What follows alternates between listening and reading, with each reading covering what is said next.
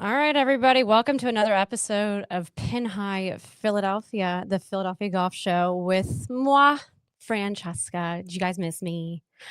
I'm just so excited for today because I'm starting to see temperatures above freezing. Right, Taylor? I'm so sick and tired of Bill Gates and all this cloud seeding in the stratosphere, but that's for another conversation.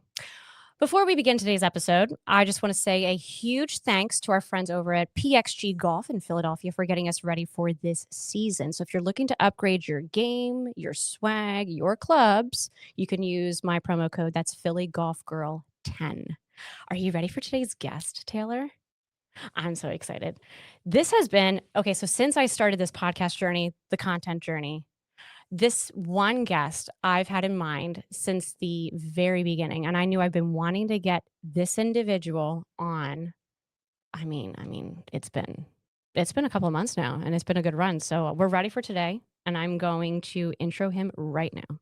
Today's guest is someone who's shaped my swing since I was 15. So dad put clubs in my hands when I was maybe 8 or 10.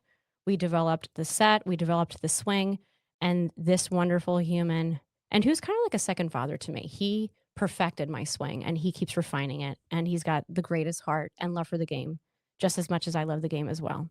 He's the director of instruction at Talamore Country Club, the 2013 National PGA Teacher of the Year, and a Golf Magazine Top 100 Teacher in America, Lou Guzzi, fellow Paisan. Welcome to Pin High Philly. I'm getting all warmed up for our 30 to 45-minute chat about golf. And, silly. just watching you there and the intro. Thanks so much for the intro. But come on. But it's just so great seeing what you're doing with golf now and helping all of us grow the game, play better golf, and have more fun. I also got to really give you credit, though, because I am here doing this because of you. When I was little, back in the day, it wasn't really cool to play golf. You and my dad, not so much my dad, but you, especially you made golf cool. You made me feel like I could, you gave me, I guess, like encouragement and, a deep, resound love for the game of golf where I wasn't getting that everywhere else. Now it's incredible to see how the game's growing. And I know you can attest to that because you are busy. You are just like overbooked pretty much virtually every single day.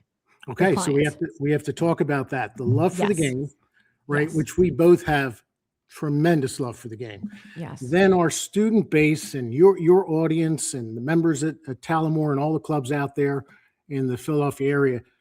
You got to have fun when you're out there on the golf course. And a lot of people come in here and you've run into a lot of people that are out on the golf course and they're miserable and they need to have more fun.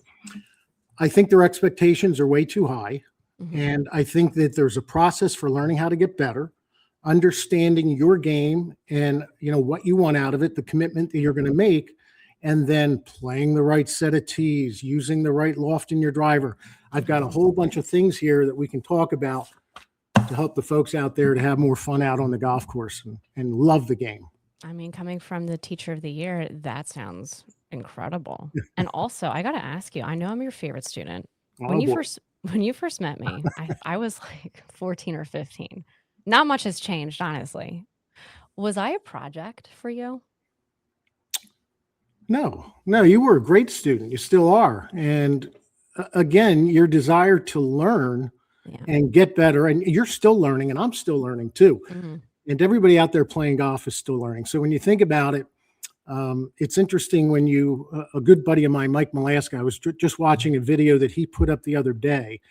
Very, very good player, and played the PGA Tour. Jack Nicklaus, director of instruction. Wow. He is awesome. And he was taking a lesson and recording it for his own website. So all these years later, Mike Malaska was still trying to learn something. And no, you were a great student, still are. And still learning. We know what we got to do with that golf swing. There's a little bit of work on the way into the ball. Yes, absolutely. Now, before you, Lou, I had a few golf coaches. We weren't recording our swings back in the day. And I'm going to be 33 pretty soon. So I'm going to date myself. I settled with you. And, that's always that's always really tricky. If you guys have, those who are listening, if you have kids who are young adolescents, teens, and you want them to commit to the game, obviously we have the technology where we can see our swing and we can improve quicker, hopefully. Yeah. I settled with you because you were already jumpstarting that media technology paired with the golf swing and the golf instruction. You were already doing this. How did you know? How did you find your niche, your teaching niche? Is what I really want to know. It's a great question. Yeah. When I was in high school, I wasn't a very good student, and frankly, I was bored. I didn't think the teachers delivered the message well, Mhm. and I lost focus. And I thought about when I got into when I started playing golf, I wasn't interested in teaching golf. I was taking lessons, learning how to play. I wanted to play the best golf I could for tournament play, and in the process, I was basically learning how to teach. In 1979, long before Francesca, we had any kind of technology like this. I was recording my golf swing with 8mm film. My dad's crank up camera. The film would go out. You'd be making swings all week, and a week later, you'd get to see that film. Well, my golf swing would have changed a whole bunch in that week's time. Now, everybody has the phone, the apps. They can record their golf swing. As long as they know what to look for, and that's where a good coach comes in, they can record their swing on the range or inside a simulator, take a look at it, make sure they're doing the things that their golf professional tells them to do, and then from there they can improve. So the technology is obviously so advanced compared to what it was, and everybody should be using it, but using it the right way and not using it as a crutch. Very, very good point. What differentiates a good coach from just a regular coach? I don't want to say a bad coach, but when you see, and I'm asking this because there's tons of golf coaches popping up, how do people find the right coach for them? I think sometimes they have to obviously ask other people that are having success playing golf that they play with, who's your coach? Give it a try. If there's a fit, great. Look, I've had people that have come to me and it wasn't a good fit for whatever reason, and they went to somebody else, and that was fine. And I've had a lot of people come to me from other coaches. Never bash a coach at all.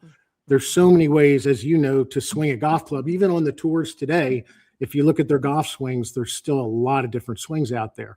And I think the trick to being, the best coach you're going to be is paying attention, listening to the student, finding out what their work ethic is going to be, what their lifestyle is like. You need to know these things, what kind of commitment they're going to make, and then, what their goals are. And then you develop a program based on what they want and what they're actually going to do.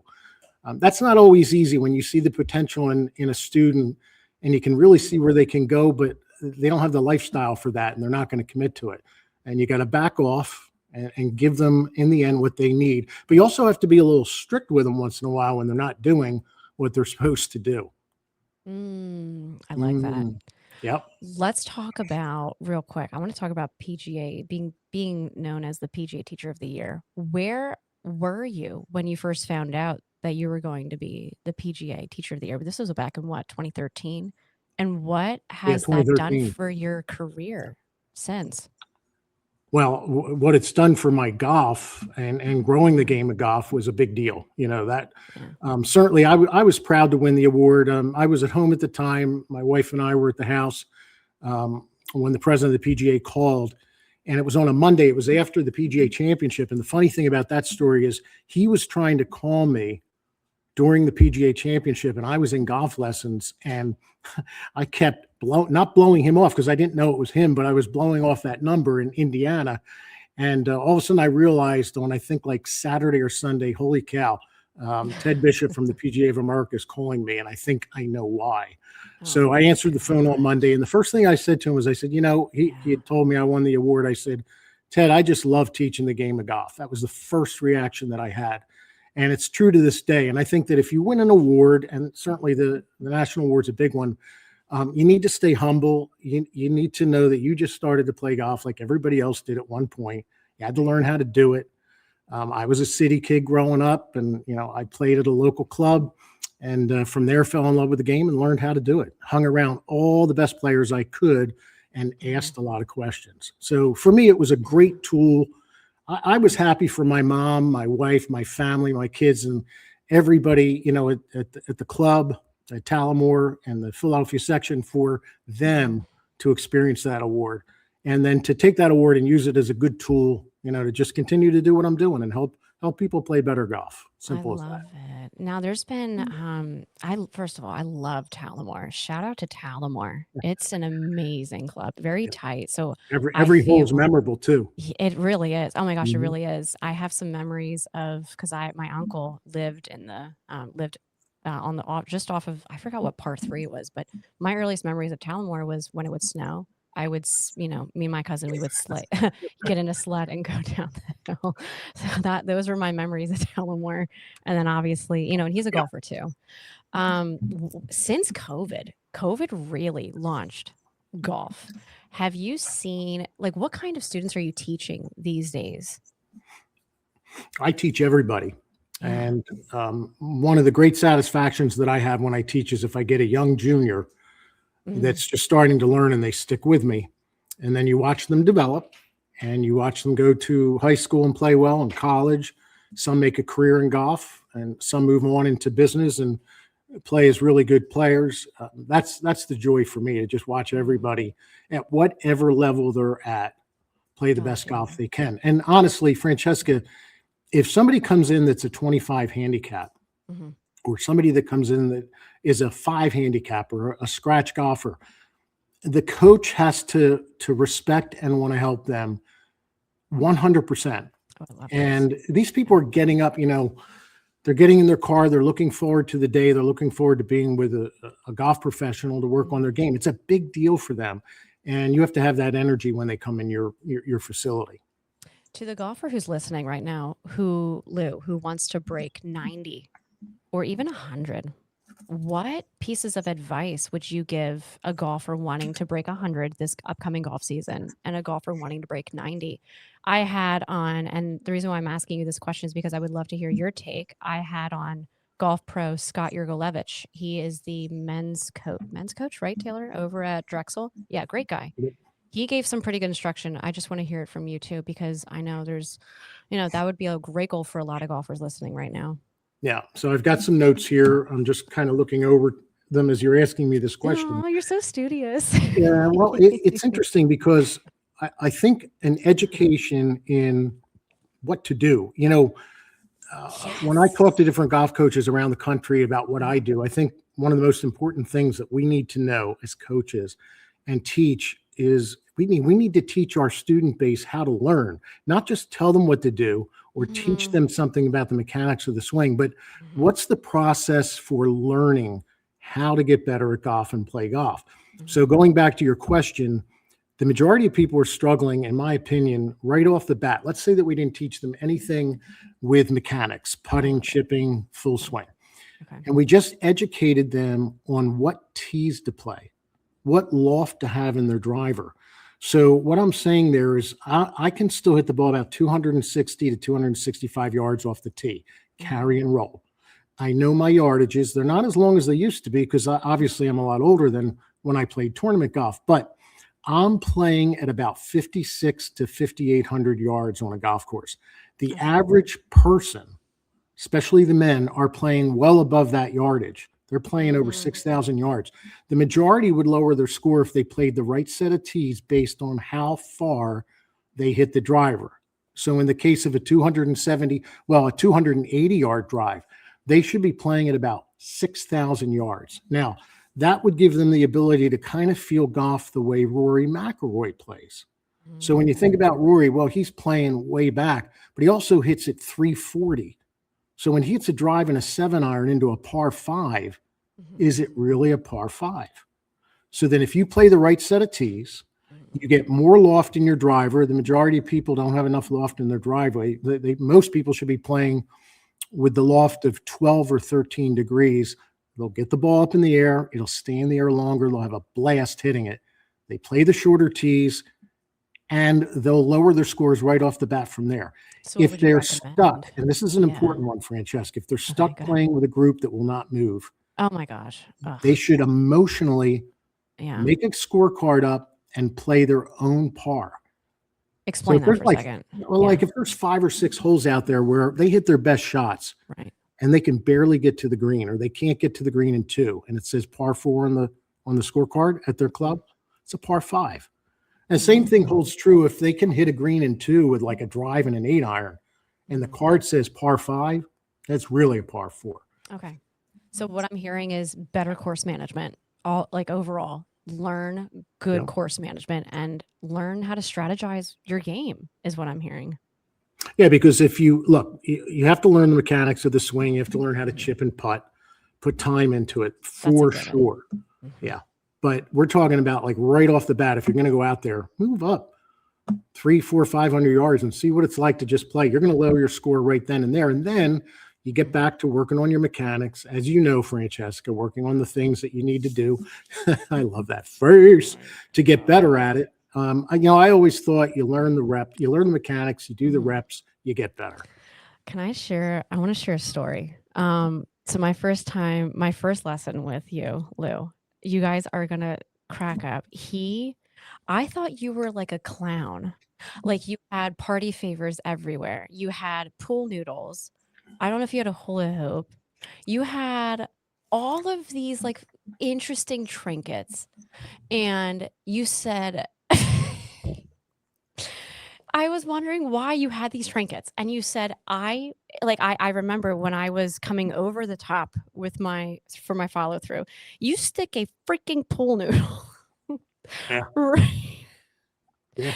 But you said, you're not going to hit this pool noodle. You can't hit this pool noodle. And it was so difficult for me to not hit the freaking pool noodle, but it worked. It worked.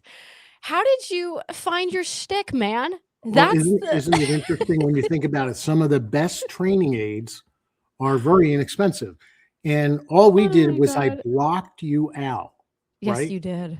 But you got to explain that though. You got to explain it though. Yeah. So when we were dealing with the top of the backswing issue going into the ball, we just blocked out bad positions, right? So, here's the way, this is a great explanation of training.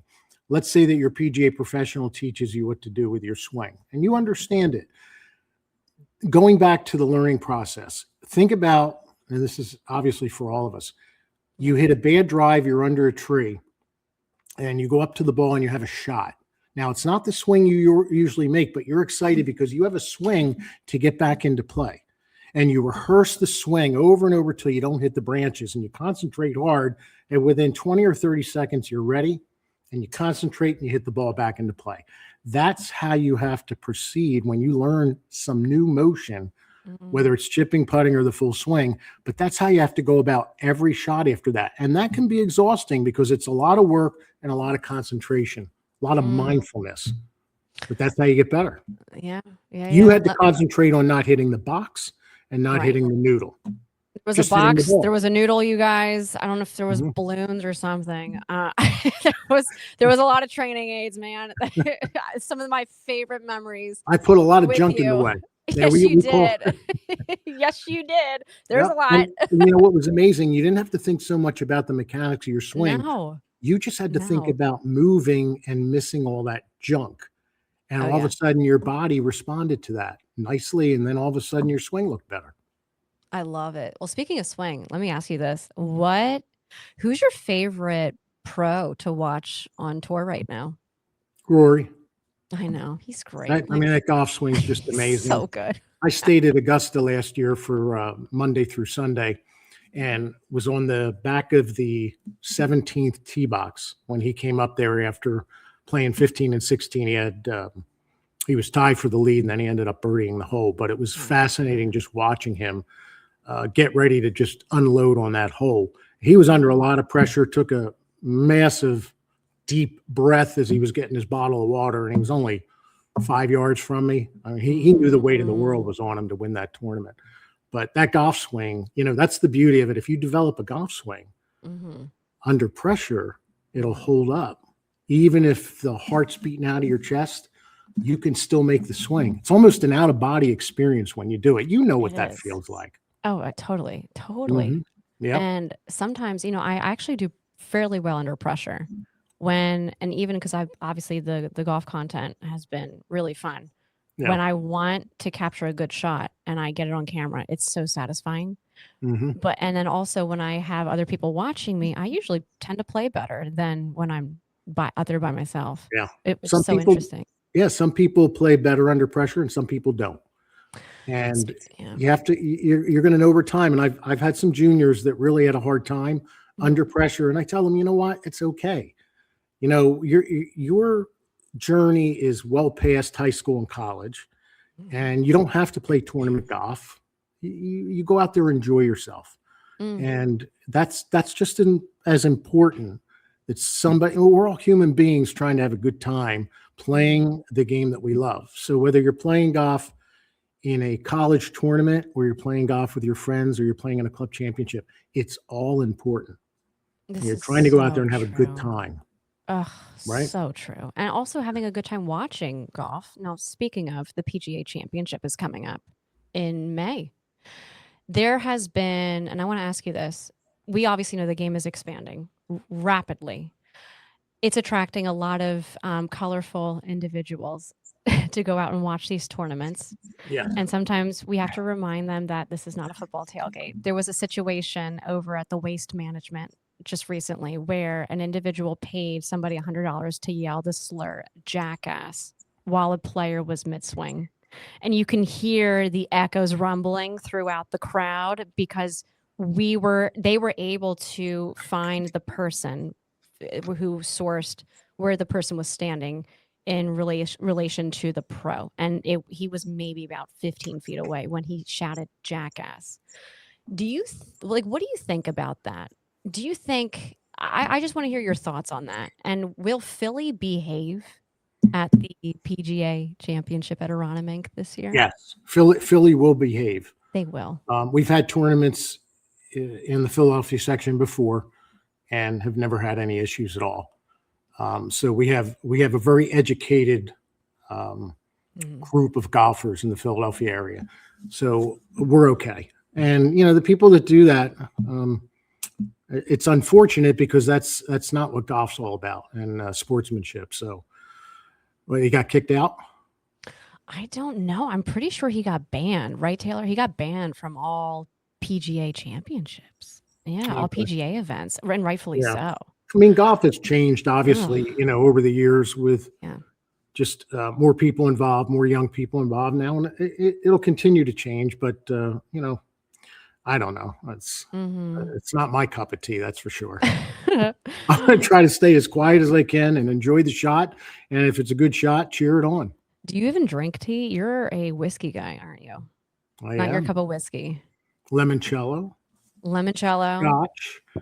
Remember years ago when, what do you have back there hiding? I've got some libations. This is usually like, this is part of my pregame routine for podcasts, but it's also, you know, I just love limoncello. Well, I know this is from a brand in Doylestown. We all love limoncello, being Italian, right? But you know, some of the best shots come from Scotland, as you can see here. Well, let me ask you this. 18 of them, baby. Cheers, my guy. Hey, cheers, man. That's great. Cheers to you. What is and we always talk about, okay, Italians just stick together. And you were at Flowertown before you were at Talamore. And my great aunt and uncle, Paisans, they managed it. So you're kind of like family, if you really think about it. How about that, right? I know. It's been a long time. I mean, isn't that wild? And then I come over and I'm your student, and I've been your student. And your mom and dad are great. Yeah. Right. They love you. They absolutely love you. Yeah. What's the most Italian thing about your teaching? What do you think where do you think we could go with that question? I mean, probably just being pretty direct with, you know, not telling something to somebody that they want to hear if it's not correct. You know, like, you got to tell the truth. Look, some people have come in and they go, I wish I could be harder, but, you know, in today's world, we got to be a little easier in delivering the message. I wish I could be a little more aggressive, like I was growing up playing golf. But, you know, you're looking at certain things and you're saying, that's not going to work. Like, I understand that you want to do that. And there's a little bit of a tug of war going on there, but it's like, no, that's not in the margins of correct. And we're not doing that. And if you're going to continue to do that, I can't help you. So, I don't want to put my name on something. If somebody is basically saying, well, I'm going to continue to do this. I'm like, well, I'm telling you up front that is not something that I teach. So that's about as Italian as I'll get with it. No, I love that. I love that. You and maybe just the Philly accents, I don't. Yeah, and you're local too. I mean, yeah, dead ass. It could literally be that. We've spent so much time together working on my swing, and also I felt like I've not only grown as a golfer but grown as a person, being mentored and coached by you. What is some of your favorite memories like that stand out? Like a Francesca memory that you could just pluck right out of your head right now that you can share? Well, I mean, we were inside the office and I'm sitting there talking to you about golf, and behind me, folks, there's a big cabinet, and inside the cabinet is all the beverages. Oh my God. And Francesca's sitting there, and I'm deep into conversation about the golf swing and her game, and she goes, what's in that cabinet back there? And I'm like, what are you talking about? Yeah, you know where this is going. And I said, Francesca, I need you to focus, right? And she goes, what's back there behind those two doors? So I go back like this, and I just open the doors up, and Dad's in the room with us. And of course, all these bottles of scotch just come appearing, and probably a couple of other beverages. And, you were, I don't know, how old were you at the time? Maybe 15, 16? 16, man. And what did you call the cabinet after that? The cabinet of amazingness. What did She said, I can't wait till I'm old enough to drink out of the cabinet of amazement. So how can I ever forget that? And of course, the googly eyes, when we both wore the googly eyes, she's sitting there. Wait, and folks, this is funny. I have in, I guess, the clown side, right? I have in my office all these different plants. And on the plants, I just strategically put googly eyes. And I don't tell anybody about it, but they're just on there. No, and he literally means legit googly eyes, you guys. This is not a metaphor for something. Legit freaking googly. So one time she's talking to me, and she all of a sudden notices on the one big plant the googly eyes, and they're pretty big. And for months she never saw it, and she goes, "Is that plant looking at us?" And then of course you started walking around looking at all the plants, and you're like, "Oh my gosh, there's googly eyes at different size googly eyes on all the plants." And I said, when you're sitting in this office by yourself with all these plants, once in a while you need these plants to kind of have a name and a little bit of a personality. And once I put the googly eyes on them, they did. So you put googly eyes. This is like no joke. You put googly eyes on inanimate objects for comfort. They're still on there too. They're still on there. So my God. This is funny. So okay. So with having some fun, I've got my notes here. I want to hit on one or two things if we have time. Absolutely. From googly eyes, we could go literally anywhere. Okay. So we talked about the right set of tees based on how far you hit it. Look, if you're driving the ball 250 yards, carry and roll, you should be playing probably at about 5,700 yards. That's correct. Yes. So think about if you're driving at 230, you should be playing less. You'll have more fun. Now, I want to talk a little bit about putting. Let's talk about putting. Let's do this. Francesca, as you know, a lot of people kind of think putting is just part of golf, but everybody wants to hit the driver, make big swings, go to the driving range. I get that. If you spend maybe 10, 15 minutes a day, maybe 4 days a week, just putting, thinking about your stroke, because from 50 yards and in, short game, chipping and putting, everybody can physically do this. Nobody really has an advantage. It's not like hitting the ball 270 versus 230. We can all putt. So if we have a good putting stroke and we become, well-educated in rolling a golf ball, and then go out and do some putting drills and learn how to get better at putting, going back to your original question about lowering your score, you will drop a tremendous amount of strokes. You want to have good speed control, and you want to be really, really good from 6 feet and in. So what that means is that when you're out there on the putting green, take one ball once you warm up, keep score, play 9 or 18 holes, mix it up, go about it just like you're on the golf course, and you will simulate 9 holes on the golf course, and then keep your score and see what you shoot. Mark your ball, read the green, hit the putt. One putt, finish it out, go to the next hole. Create 3 easy, 3 medium, and 3 hard, and mix them up. Yeah, folks, apologize for the dings. That's just He's coming busy, off my, guys. It's coming off my computer. I'm just happy folks, that you made the time. I've got this on airplane mode. Yeah. But with Apple, as we all know, he's busy. I'm just getting nailed. Yeah. For every ding, why aren't you there to take my call? Lou, for every ding, you got to take a shot. So yeah. So think about that when you're out there putting, and do that. Do the one ball. Do 9 or 18 holes, and you'll have a blast. Real quick, let me ask you this, so we can wrap up the putting, because this is very important. When people go and practice their putting, in your words, how can they make their putting practice productive? Because sometimes we go, we putt, what are we looking for? And I think this is a very valid question. How can we make it more productive for us so we can lower our scores? Yeah. So in the warm-up session before a round of golf, when you first go to the putting green, don't drop. I see this all the time. Don't drop 3 balls down right near the hole. Okay. Your putting stroke, number one, your stroke's not warmed up. You don't have a feel for the speed of the green.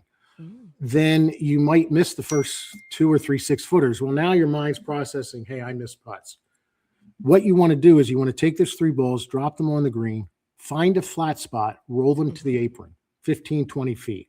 Get a feel for your stroke, get a feel for the putt, the speed of the greens, maybe hit 6 or 9 of those. And then from there, roll some 15 and 20 footers to the hole. Don't finish them out. If one goes in, great. Then when your stroke feels like it's stabilized and warmed up and you've got a feel for the speed of the greens, then from there, go to the short putts. Start at 2 feet, hit 3 in, 6 in, back up on the same line to 6 to 4 feet, hit some in, short putts, super steady head, visualize the roll, knock them in. Hit a couple more long putts, then go to the tee box. You're ready. So we get a feel for the stroke when we practice longer putts, and then we can go from there. I love it. I love it. So you're over at Talamore. How can people get in touch with you? And you're also on Instagram too, which we're working on. We're working on your golf content. You and I. We're working on working on the social media side of things. I've got a website called Transformation Golf, which is an online membership program, and we've got our, obviously our social media pages.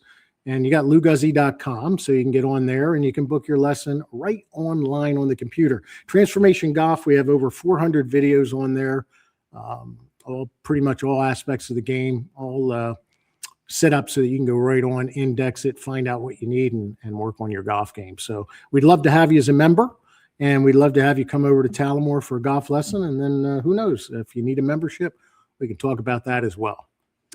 Lou, when you would, right as we're about to sign out, when you do your golf videos, how do you end? The way that you would end your videos is how I end this podcast. What do we say? We do the tips. We try to help people play better golf. And then we end it in such a way. I hope this tip helps you out with your golf game. And remember, keep them in the fairway. Keep them in the fairway. Because it's a lot easier to play golf from the fairway. I'm telling you, man, you start to play golf from the fairway and everything starts to look a lot easier.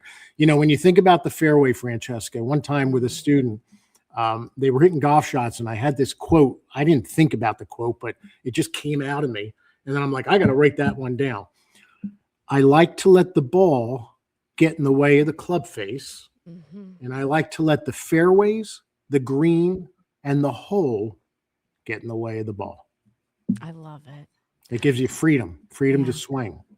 Amen to that. Lou Guzzi, PGA Teacher of the Year. Got to get her in for another lesson. Instructor of Talamore Country Club.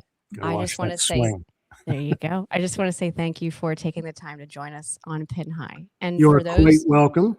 Thank you. And for those who are listening, like Lou Guzzi said, remember to keep them in the fairway. Right. So proud of you, Francesca. Thank you, Lou. I'll see you guys later. That's a wrap. Thank you.